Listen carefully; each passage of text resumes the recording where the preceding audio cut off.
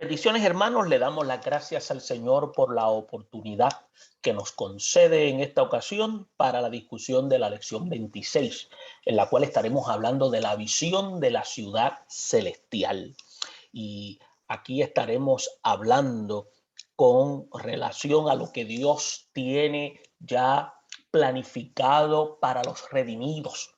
Por lo tanto, vamos a ver cómo a través del profeta Isaías en el capítulo 65, versículos 17 y 25, acompañado de Apocalipsis 22, 1, 5, podemos entonces nosotros ver lo que dice el pensamiento central, que indica de la siguiente forma: vivir en un mundo nuevo y por la eternidad es el anhelo de toda criatura. Y aquí en este pensamiento central es un pensamiento que prácticamente no se puede descartar, que aún las personas no creyentes desean vivir en un mundo mejor. Pero es importante hacer énfasis que solamente esta experiencia de la eternidad con Dios solamente se va a hacer patente de aquellos que reconozcan a Cristo como el único camino, en la cual entonces van a ver esta experiencia convirtiéndose en algo que ellos anhelaban como esperanza. Por lo tanto, vivir en el mundo nuevo y en la eternidad, el concepto de eternidad aquí tiene que ser específico porque es una eternidad con Dios. Para los que no teníamos claro, tanto la gente que muere sin Cristo también van a tener vida eterna. Porque la Biblia, cuando habla de vida eterna, está hablando de vida eterna con Dios. Pero también tenemos que resaltar que hay vida eterna sin Dios. Nuestro anhelo es que todos los seres humanos puedan vivir vida eterna con Dios, con el mundo que Él ya tiene orquestado para un inicio de un reino sempiterno donde todos podríamos decir que la eternidad no va a ser suficiente para conocer las maravillas del Todopoderoso. Ahora bien, el texto áureo señala: no habrá allí más noche y no tienen necesidad de luz de lámpara ni de luz del sol, porque Dios, el Señor, los iluminará y reinarán por los siglos de los siglos. Apocalipsis 22:5, versículo que estaremos discutiendo de manera inductiva más adelante. Ahora, hay una serie de objetivos que tenemos que ver, maestros, en esta sección. Vamos a descubrir su intervención en la profecía de un mundo nuevo y vamos a visualizar la diferencia de la vida eterna a la presente de acuerdo a la revelación divina. Y por último, vamos a afianzar seguridad eterna conforme a la visión apocalíptica. ¿Y por qué hablamos de este término utilizando visión apocalíptica? No en un término para producir temor, sino más bien porque en el término o el contexto que lo queremos presentar es con una esperanza, porque el libro de Apocalipsis es un libro de esperanza. Por lo tanto, la visión de la ciudad celestial es algo que se va a hacer real para aquellos que han reconocido a Dios como el Supremo y el que ha tomado control de sus vidas. Por lo tanto, todos nosotros que hemos entregado nuestra vida al Señor, tenemos en esperanza que el mundo nuevo que ha de surgir se va a convertir en una experiencia cuando estemos juntamente con Dios, en donde no va a ser falta la luz del sol, ni tampoco luz de lámpara, porque lo que lo hará resplandecer va a ser la presencia del Todopoderoso. Bien, vamos a hacer lectura de los dos libros específicamente los capítulos 65 de Isaías, versículos 17 y 25, Apocalipsis 22, versículos 1 y 5, y luego vamos a hacer una descripción de qué es lo que hablan estos versículos y cómo vamos a hacer acercamiento para presentarlo en la clase, de tal manera que el grupo que va a estar tomando la clase pueda entender qué es lo que queremos presentar a la luz bíblica. Bien, cuando pasamos entonces a analizar, vemos que el versículo 17 dice: porque he aquí que yo crearé nuevos cielos y nueva tierra, y de lo primero no habrá memoria, ni más vendrá al pensamiento, mas yo os gozaréis y os alegréis para siempre en las cosas que yo he creado, porque he aquí yo traigo a Jerusalén alegría y a su pueblo gozo, y me alegraré con Jerusalén y me gozaré con mi pueblo, y nunca más se oirán en ellas voz de lloro ni voz de clamor. No habrá más allí niño que muera de pocos días, ni viejo que sus días cumpla, porque el niño morirá de 100 años y el pecador de 100 años será maldito. Edificarán casas y morirán en ellas, plantarán viñas y comerán el fruto de ellas. No edificarán para que el otro habite, ni plantarán para que otro coma, porque según los días de los árboles serán los días de mi pueblo, y mis escogidos disfrutarán la obra de sus manos. No trabajarán en vano, ni darán a luz para maldición, porque son linaje de los benditos de Jehová, y sus descendientes con ellos. Y antes que clamen, responderé yo. Mientras aún hablan, yo habré oído. El lobo y el cordero serán apacentados juntos, y el león comerá paja como el buey, y el polvo será el alimento de la serpiente. No afligirán ni harán mal en todo mi santo monte, dijo Jehová. Y ahí pasamos a Apocalipsis 22, 1, 5, que dice: después me mostró un río limpio de agua de vida, resplandeciente como cristal, que salía del trono de Dios y del Cordero, en medio de la calle de la ciudad, y a un otro lado del río estaba el árbol de la vida, que produce 12 frutos, dando cada mes su fruto, y las hojas del árbol eran para la sanidad de las naciones. Y no habrá más maldición, y el trono de Dios y del Cordero estarán en ella, y sus siervos le servirán, y verán sus rostros, y su nombre estará en su frente. No habrá allí más noche, y no tienen necesidad de luz de lámpara, ni de luz del sol, porque Dios el Señor los iluminará por los siglos de los siglos. Y aquí concluyen las dos lecturas de estos dos documentos, y vamos a estar viendo una serie de aspectos importantes en los mismos. Vamos a observar una declaración del plan de Dios para el pueblo, y esto lo podemos ver en los versículos 17 y 19 de Isaías, en la cual se hablará de una nueva creación, una nueva generación y la celebración de las obras de Dios con el pueblo.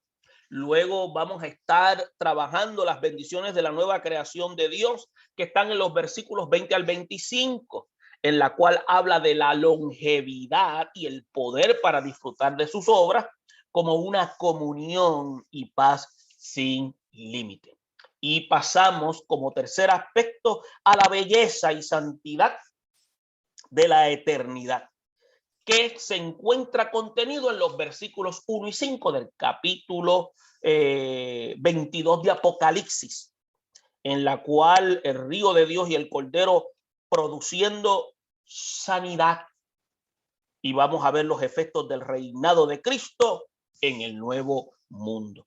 Una vez teniendo esto claro, podemos ver que Isaías y Apocalipsis vamos a encontrar lo que se llama un plan de revelación de Dios para el mundo venidero. Aun cuando entendemos que la profecía dada a Israel tenía mucho que ver con el futuro de ellos al regreso del cautiverio, no es menos cierto que esta profecía incluye al mundo gentil, y esto lo registra el profeta Isaías. El menosprecio de Israel hacia las provisiones de Dios trajo como consecuencia lo que se llama la inclusión del resto de la humanidad, como se ve en el versículo 1 de Isaías 65. Por eso es que aquí Dios se nos presenta nuevamente como el creador de los cielos y la tierra, y no viene a ser remiendo, sino a crear algo nuevo y hacer desaparecer lo que se ha contaminado por la condición depravada de los seres humanos. Entonces, en este análisis que vamos a estar trabajando y ustedes van a presentar en clase, esto nos hace pensar en la obra del Señor de nuestra vida personal.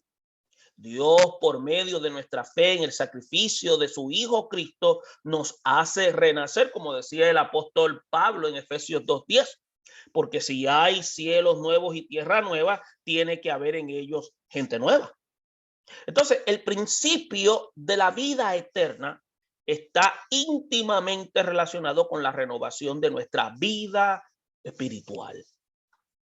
Dios se revela no solo como el creador, sino también como el sustentador de la nueva creación. De su trono procede el río de aguas salutíferas que alimentan el árbol de la vida, cuyas hojas sirven para la sanidad de las naciones. Y en este contexto, la revelación de la vida eterna nos inspira para afirmar que reinaremos con él. Es por eso que el plan de Dios viene siendo introducir a su pueblo a una nueva tierra, donde estarán presentes la gracia, la relación directa con Dios, pero no vamos a ver efectos del pecado, no vamos a ver maldición a la que estábamos sujetos en la tierra, porque a través de la obra de Cristo hemos sido sanos. Entonces, vamos a ver lo que quiere decir cuando nosotros hablamos de una declaración del plan de Dios para su pueblo, cuando habla en el versículo 17 al 19, cuando dice: porque he aquí yo crearé nuevos cielos y nueva tierra, y de lo primero no habrá memoria, ni más vendrá al pensamiento, mas os gozaréis y os alegréis para siempre en las cosas que yo he creado, porque he aquí yo traigo a Jerusalén alegría y a su pueblo gozo. Y me alegraré con Jerusalén y me gozaré con mi pueblo, y nunca más se oirá en ella voz de lloro ni voz de clamor. Entonces, esta expresión nuevos cielos y nueva tierra habla de lo que podemos decir el universo renovado como la culminación de la obra creadora de Dios. Entonces, cuando habla de lo pasado, es una referencia al pecado como a las penurias de la vida de cautiverio que vivió el pueblo de Israel, pero para nosotros, que lo vemos en un término exegético y escatológico, de la vida que teníamos en cautiverio de pecado, que a través de Jesucristo recibimos esa libertad y que ahora vivimos en la libertad gloriosa de los hijos de Dios. Esa experiencia va a tener ahora un grado de excelencia cuando comencemos a vivir juntamente con el Padre. Entonces, por eso es que cuando analizamos el versículo 17, vemos el retorno de Israel a su tierra, y este retorno marcó el inicio de una nueva era, y es también lo que se llama un modelo de lo que Dios anuncia para los tiempos finales. Entonces, este nuevo éxodo que había sido anunciado desde Isaías 43, especialmente en los capítulos 14 y 21, donde además Dios reitera su plan de hacer cosas nuevas, aunque éstas sean incomprensibles y aún la razón de humana no las pueda captar inmediatamente, tenemos que ver que la intervención de Dios es para bien. Es por eso que el pueblo que he creado para mí, mis alabanzas publicará. De la misma manera trata Dios con nosotros como linaje escogido, como real sacerdocio, como nación santa, como pueblo adquirido por Dios, para que anunciemos lo que se llaman las virtudes de aquel que nos llamó de las tinieblas a su luz admirable.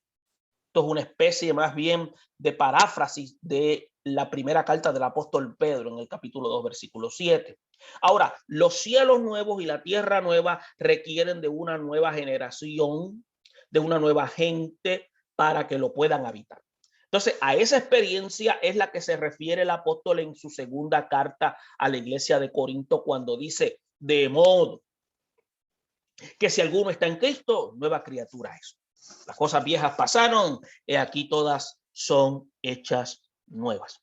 Entonces, vemos cómo el mismo Dios habla a través del profeta con relación al pasado y diciendo lo siguiente: no os acordéis de las cosas pasadas, ni traigáis a memoria las cosas antiguas.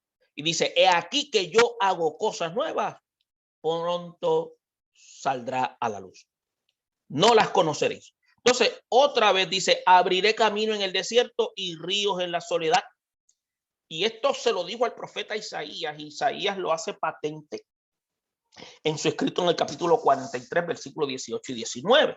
Entonces vemos la figura de un Dios creador, un Dios soberano, que se hace sentir en este mensaje a su pueblo, y además es lo que se llama como una especie de nota que es muy reveladora de la naturaleza del Todopoderoso, de un Dios que es innovador y que hace cosas nuevas, y que Dios nada hace aburrido y tiene una relación con un carácter especial con aquellos que le buscan.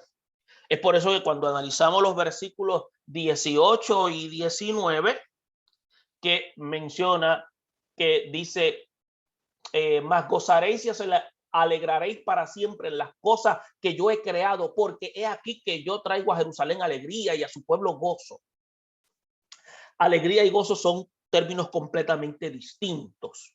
La alegría es un estado de sentimiento, pero aquí se refiere que no va a ser fluctuante, va a ser algo que es continuo. Y a su pueblo, cuando habla de gozo, gozo ahí no es alegría, gozo ahí es esperanza que se convierte en experiencia. Entonces dice en el versículo 19, y me alegraré con Jerusalén y me gozaré con mi pueblo, y nunca más se oirá en ellos voz de lloro ni voz de clamor. Entonces, la revelación es de carácter escatológico, y es una revelación que cuando hablamos de este término quiere decir que tiene una trayectoria hacia el futuro. Cuando dice os gozaréis o os alegraréis, es un anuncio de lo que habíamos señalado, proclamación de la nueva noticia en la cual ha de traer esperanza, porque el reino de los cielos no viene siendo, como dice Romanos 14, 17, no es comida ni bebida, sino es justicia, es paz, es gozo en el Espíritu Santo. Entonces, esta fiesta del Espíritu está inspirada en la expectativa que no ha traído o que nos ha traído más bien las nuevas o el evangelio, como utilizamos nosotros como expresión en términos griegos. Y nosotros esperamos, según las promesas, como dice la Escritura, un cielo nuevo, una nueva tierra en los cuales va a estar totalmente glaciado de justicia. De esa forma, la promesa no solo fue para el pueblo de Israel, sino también para el otro rebaño, para nosotros los cristianos. Y este gozo es además una muestra de la gratitud de la obra transformadora que hace Dios en la vida de aquellos que se acercan a Él. En gran manera, cuando dice que me gozaré en Jehová, mi alma se alegrará en mi Dios, porque me vistió con vestiduras de salvación, me rodeó de manto de justicia, como a novio me atavió y como a novia adornada con sus joyas. Es una declaración más bien de la bendición manifiesta en la vida de aquellos que buscan a Dios. No solo es la revelación de nuevos cielos y nueva tierra, sino también es una renovación de nuestro ser interior, un investimiento que hemos recibido como nueva creación de Dios, en la cual se produce ese fruto de gozo y esa alegría de carácter constante que no fluctúa, y es el motivo de esta esperanza para Dios mismo, el que me alegraré con Jerusalén y me gozaré con mi pueblo, y afirma de esta manera el profeta Isaías. como el gozo del esposo con la esposa, así se gozará contigo el Dios tuyo, dijo Isaías en el capítulo 62, versículo 5. Ahora, ¿qué notamos? Nuevamente aflora el mensaje escatológico y nunca más se oirá una voz de lloro ni una voz de clamor. Esta afirmación se consumará en la vida eterna. Enjugará Dios toda lágrima de los ojos de ellos y ya no habrá muerte, ni habrá más llanto, ni clamor, ni dolor, porque las primeras cosas pasaron. Entonces después dice que tenemos que entender que el plan de Dios llega así a un final glorioso y estas cosas os he hablado para que en mi gozo estéis en vosotros y vuestro gozo sea cumplido. Y también podemos nosotros ahora tenéis claro tristeza, pero dice, os volveré a ver y os gozará vuestro corazón y nadie os quitará vuestro gozo.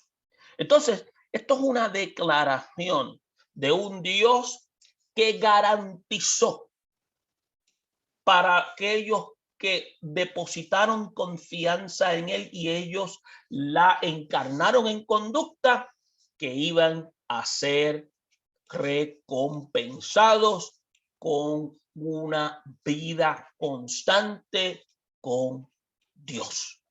Es por eso entonces que podemos notar en esta segunda sección donde se habla de las bendiciones de la nueva creación. Y es por eso que cuando analizamos los versículos 20 a 25 que dice, no habrá más allí niño que muera de pocos días, ni viejo que sus días no cumpla, porque el niño morirá de 100 años y el pecador de 100 años será maldito.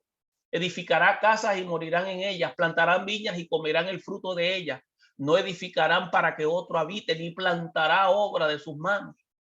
No trabajarán en vano, ni darán a la luz para maldición, porque son linaje de los benditos de Jehová y sus descendientes con ellos. Y antes que clamen, responderé yo, mientras aún hablan, yo habré oído. El lobo y el cordero serán apacentados juntos y el león comerá paja con el buey. Y el polvo será el alimento de la serpiente.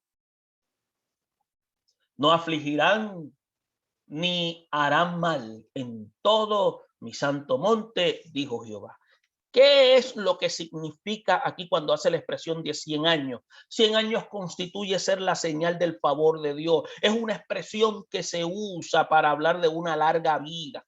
Y cuando dicen que no edificará o edificarán, mejor dicho, para que otro habite, viene siendo una especie de afirmación de la garantía de la paz, en la cual los invasores le quitaban la vivienda y la hacienda, sino que va a ser una paz permanente. Entonces, cuando dice que el polvo será su alimento, es una preafirmación de la condena impuesta a la serpiente en el juicio en el Edén, como dice Génesis 1:14. Entonces, vamos a ver aquí lo que es la longevidad y el poder para disfrutar de sus obras. Por eso en los versículos 20 y 23 podemos decir cuánto aliento y esperanza tenían estas palabras para el pueblo de Israel. Acuérdense que ellos habían sufrido desde muy temprano la muerte de sus primogénitos.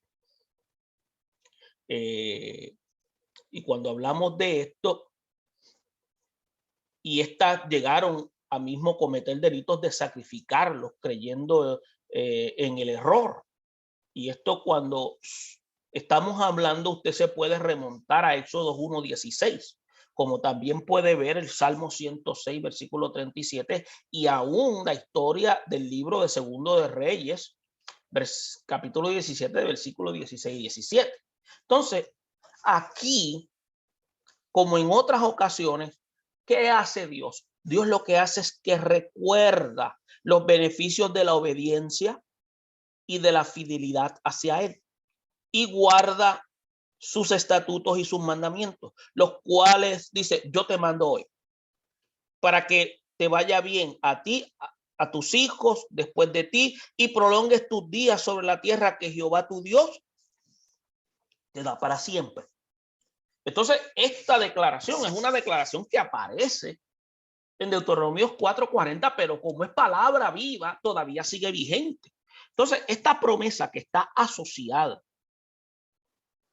a la santidad, de acuerdo con la revelación que nos hace el salmista, cuando dice, ¿quién es el hombre que desea vida, que desea muchos días para ver el bien? Guarda tu lengua del mal y tus labios de hablar engaño. Apártate del mal y haz el bien y busca la paz y síguela. Entonces usted puede notar lo que puede ser una bendición para los justos, en la cual se convierte en la condenación de los impíos, y una larga vida en pecado no es una bendición. También tenemos que ver lo siguiente: aunque el pecador haga mal 100 años y prolongue sus días, con todo yo también sé que les irá bien a los que a Dios temen, los que temen ante su presencia, y que no le irá bien al impío, ni le serán prolongados sus días, que son como sombra, por cuanto no teme delante de la presencia de Dios. Y esto es algo bastante serio, porque algo que queremos resaltar, y se lo decimos a manera de recomendación: acuérdense que cuando no hay temor de Dios en los seres humanos, nosotros los seres humanos, entonces al no haber temor de Dios, no hay razón por qué arrepentirnos. Y ahí es donde entonces acudimos a nuestra propia opinión, en la cual Dios no está en la ecuación, y por lo tanto, como no hay conciencia de arrepentimiento, vivimos conforme a como nosotros creemos, y eso es muy peligroso. Ahora, hay otra bendición, entonces, de la vida eterna, que consiste en lo que se llama felicidad y poder para disfrutar el fruto de la obra de cada cual. Y yo quiero ser claro cuando se habla de felicidad aquí.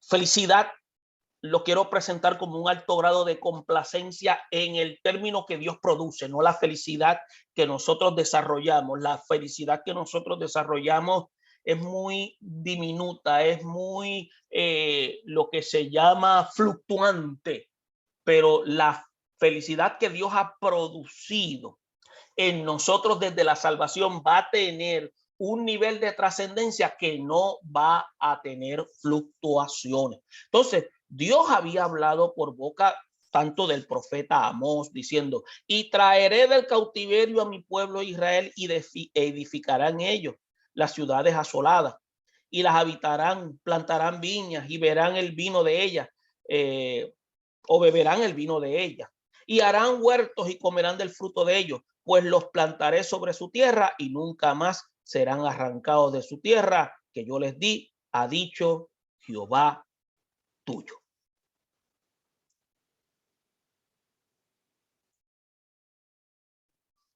Ahora tenemos que ver también lo que es una comunión y paz sin límites, donde los versículos 24 y 25 de este capítulo 65 de Isaías lo menciona. Entonces, esto es una promesa a un pueblo que había vivido la mayor parte de su existencia con inseguridad, con ansiedad, a causa de sus detractores, y son como lo que se puede decir como una especie de agua fresca estos versículos, en la cual toman al alma sedienta y la vuelven a recuperar. Pero tenemos que recordar que no se ciñe únicamente a Israel, sino también a todos nosotros. El justo, dice la Biblia, que florecerá como la palmera, crecerá como cedro en el Líbano, plantado en la casa de Jehová, en los atrios de vuestro Dios. Dice que va a florecer aún en la vejez. Dicen que van a fructificar y estarán vigorosos, estarán verdes. Entonces, para anunciar que Jehová es nuestra fortaleza, es un Dios recto, y que Él es un Dios de justicia, en Él no se manifiesta injusticia. Entonces vamos a ver la intensidad de la comunión que se describe. Es como una afirmación que no tiene lo que podríamos decir, no tiene comparación. Y antes como dice la escritura, antes que clamen responderé yo. Mientras aún hablan, yo habré oído. Esta es la calidad de comunión de los fieles con Dios. Si permaneciereis en mí y en mis palabras permanecen en vosotros, pedid todo lo que queréis y os será hecho. Y esto hay que aclararlo, porque aquí cuando dice pedid todo lo que queréis, no se está refiriendo a bienes materiales, está refiriéndose a todo aquello que ha de producir en nuestra vida una vida fructífera, para tener una vida contemplativa en Dios. No tiene que ver con cosas materiales. Entonces, ¿y por qué ocurre esto? Es por eso que el apóstol Pedro nos quiere asegurar, porque los ojos del Señor están sobre los justos y sus oídos atentos a sus oraciones, pero el rostro del Señor está contra aquellos que hacen mal. Es por eso que la sola mención de seres opuestos como lo son el lobo y el cordero, el león y el buey, viviendo en armonía, es una representación del nuevo orden de Dios en la vida eterna. Aunque literalmente se aplique más al milenio, nosotros no podemos dudar que este cuadro de paz será el mismo en el mundo después del milenio. Entonces, podemos notar que el texto encierra con una afirmación en la cual garantiza nuestra paz y nuestra seguridad. No afligirán ni harán mal en todo mi santo monte, dijo Jehová. Dios tomando el control de la violencia, la rapiña, la rivalidad entre el animal y el hombre, de modo que la vida sea sedentaria y pacífica. Entonces, el cuadro no puede ser más alentador para la esperanza de los hijos de Dios que un nuevo mundo sin miedo a la fiera de los animales ni a la violencia de los hombres. Por lo tanto, esto es una invitación a confiar y esperar en la salvación, de que aquel que puede domar las fieras y someter bajo el dominio de su poder, nuestro Dios lo hace con todos, con nuestros adversarios, porque vamos a tener una vida totalmente placentera con él. Y ahí es donde pasamos a la tercera parte, en la cual habla Apocalipsis 1:5, donde dice que después me mostró un río limpio de agua de vida, resplandeciente como cristal, que salía del trono de Dios y del Cordero en medio de la calle de la ciudad. Y a uno y al otro lado del río estaba el árbol de la vida, que produce 12 frutos, dando cada mes su fruto, y las hojas del árbol eran para la sanidad de las naciones. Y no habrá más maldición, y el trono de Dios y del Cordero estarán en ella, y sus siervos le servirán y verán su rostro, y su nombre estará en su frente. No habrá allí más noche, y no tiene necesidad de luz de lámpara ni de luz del sol, porque Dios el Señor los iluminará y reinará por los siglos de los siglos. Y esto es una demostración de la belleza y la santidad de la eternidad de Dios. Es por eso que cuando habla de un río limpio, en la cual es un símbolo de las bendiciones de Dios, cuando habla del árbol de la vida, en la cual esto es una expresión en la cual se ocupa como el centro, que Cristo viene siendo esta representación o este tipo, una figura central de la redención, cuando habla de árbol de vida. Cuando menciona el verbo de la maldición, es un efecto del pecado en la cual tiene su conclusión y termina con la redacción de lo justo y la entrada a la vida eterna y el nuevo mundo creado por Dios.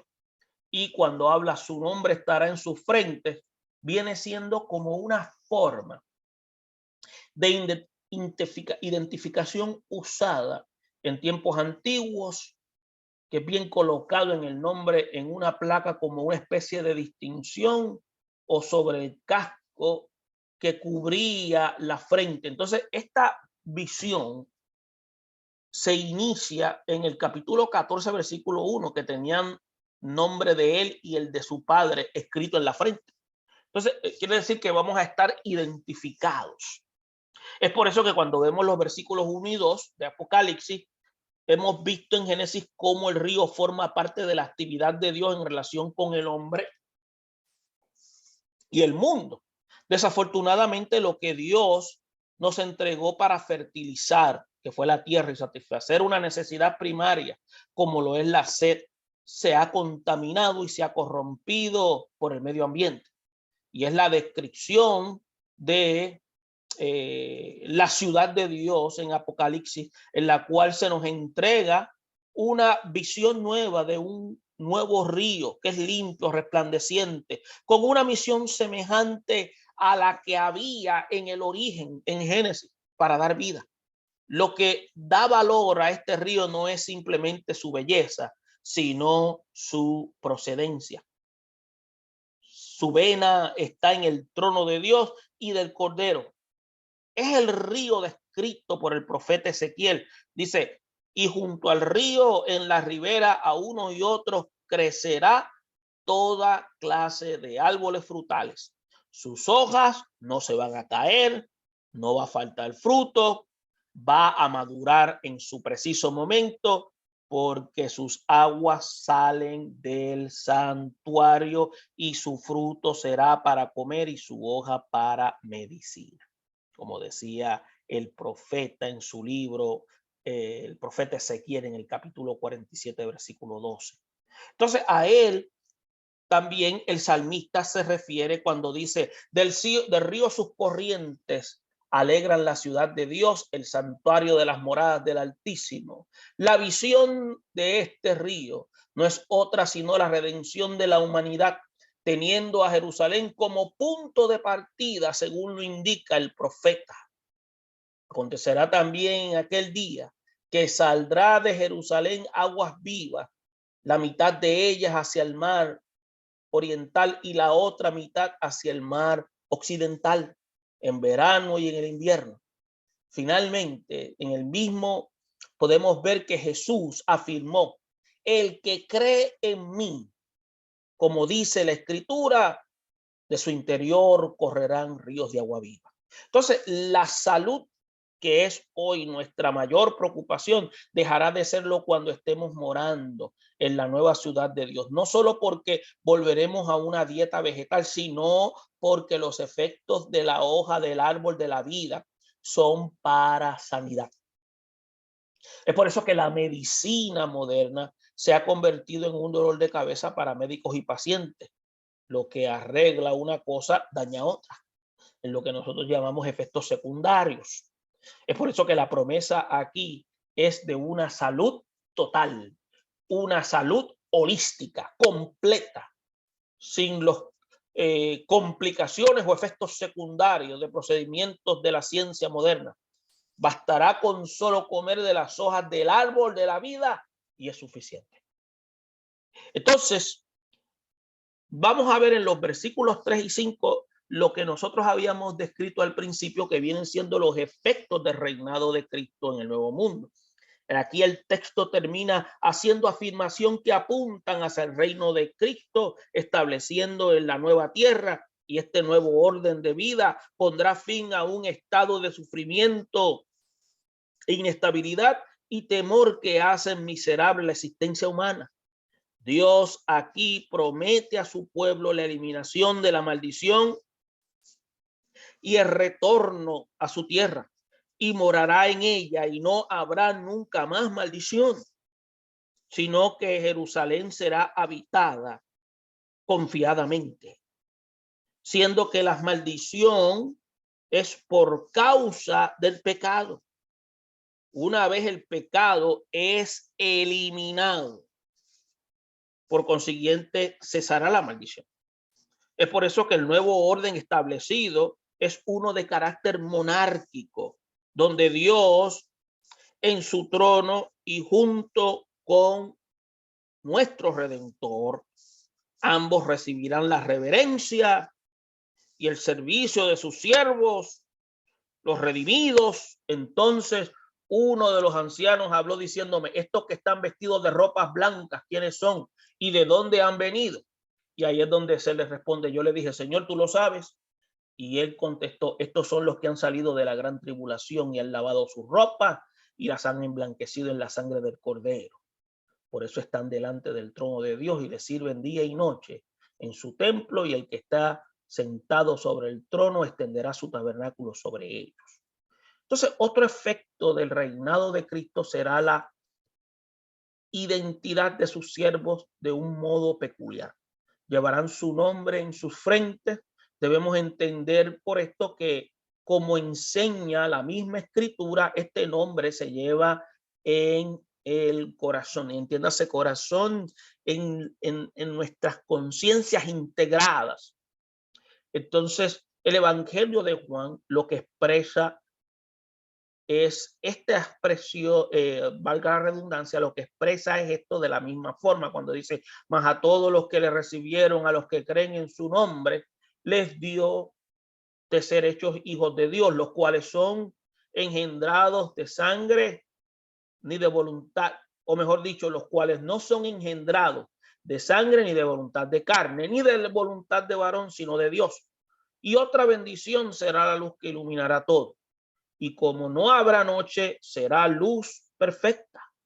Es por eso que la visión de la vida eterna aquí, que está bien acentuada con un marco de transformaciones que jamás se ha visto, podemos ver que la primera creación fue la tarde y la mañana de cada día, pero en la eternidad el tiempo no ha de contar más. Se vivirá en una misma hora y en un mismo espacio. El reino eterno será compartido con los justos y reinaremos con Cristo como el mismo Señor lo prometió. Es por eso que para los creyentes el tema de la eternidad parece ser común, pero sin embargo muchas veces la perspectiva, muchos de nosotros la perdemos en las intrincadas situaciones de análisis exegético, cuando buscamos en las escrituras, y a veces nosotros mismos somos los que complicamos. Entonces, muchos mantienen una forma de vida cristiana sin preocuparse por la eternidad, porque para ellos carece de incentivo. Y esto es bien preocupante, ¿no? Y es que muchos hemos confundido la entrada a los cielos como el divorcio total de la vida normal, y pocas veces nos hemos puesto a pensar que si Dios tiene que esconder a su pueblo en los cielos, habrá admitido con ello un fracaso contra Satanás que pretende quedarse en la tierra. Y esa no es la intención. Al contrario, la presencia de los santos en gloria es un tiempo para naturales, o mejor dicho, para restaurarnos hacia la morada eterna que vamos a estar viviendo, como lo había dicho el profeta: cielo nuevo, tierra nueva, y con una afirmación del salmista: los cielos son los cielos de Jehová y ha dado tierra a los hijos de los hombres.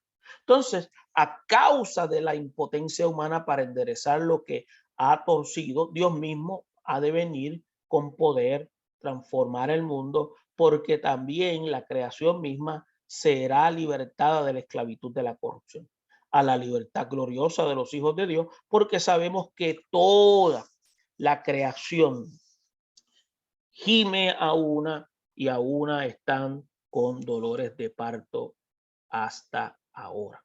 Por cuanto la vida eterna es una vida no solo bella, sino también santa, constituye ser un imperativo que los que anhelamos llegar a ella comencemos desde ya a vivir una vida de santidad para poder entonces ser partícipes con Dios en la eternidad.